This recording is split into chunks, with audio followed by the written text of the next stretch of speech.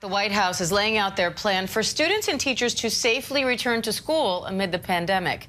The administration says every school has what it needs to stay open full time and is providing monthly COVID tests to schools.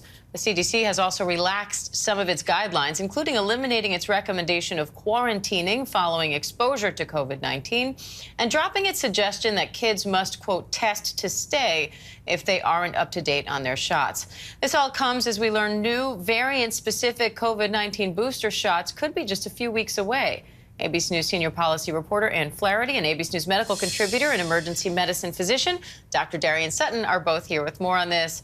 Dr. Sutton, I want to start with these new boosters. Dr. Ashish Jha, the White House COVID response coordinator, says that new COVID boosters that target recent variants could be available in as little as 3 weeks. So what do we need to know about these?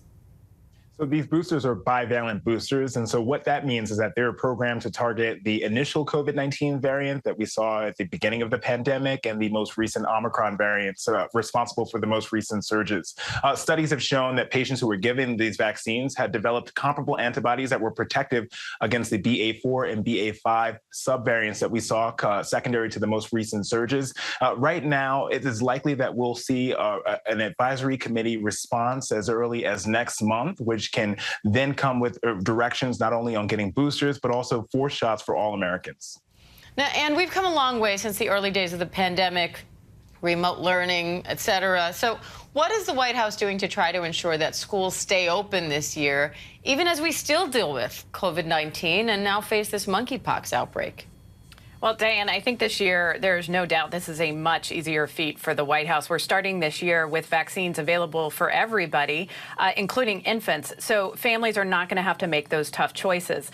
What the White House says that they want to do is they want to work with the teachers' unions to try to encourage people to get boosted, these staff members to get boosted. That is one of the best ways that methods to cut transmission, community transmission. The other thing they want to do is make testing still free, still available to these schools, expand it to child care centers. But overall, they say that schools have what they need to stay open this year. Now, Dr. Sutton, what's your take on these new relaxed guidelines from the CDC, and how will that impact how schools operate this year? I think that withdrawing mitigation efforts like quarantining after exposure will likely lead to more unnecessary infection. But the bigger picture is that withdrawing one mitigation effort without making sure that you have progress or improvement on others will really set you up for increased risk of infection for children and outbreaks for schools. Specifically, for example, we need to improve vaccine participation. Only approximately 30% of those under the age of 18 have been fully vaccinated. Less of those who are eligible for a booster have obtained a booster. Also, there's no full federal guidance on masking. We know that this is a respiratory illness, and that would likely benefit and reduce the risk of transmission. So I think that, unfortunately, withdrawing this additional mitigation effort without making sure that you have progress on all of them will inevitably lead to, again, infection and likely outbreaks within schools.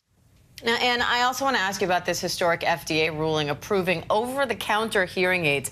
What impact is that expected to have? So a big impact, 38 million adults with mild to moderate hearing loss. So this isn't for everybody. This isn't for children or severe hearing loss, but people can forego those medical exams and go straight to an over-the-counter option. The FDA expects that this could save as much as $2,800 for one pair of hearing aids, a big impact in communities that need it. Ann Flaherty, Dr. Darian Sutton, thank you both. Hi, everyone. George Stephanopoulos here. Thanks for checking out the ABC News YouTube channel. If you'd like to get more videos, show highlights, and watch live event coverage, click on the right over here to subscribe to our channel. And don't forget to download the ABC News app for breaking news alerts. Thanks for watching.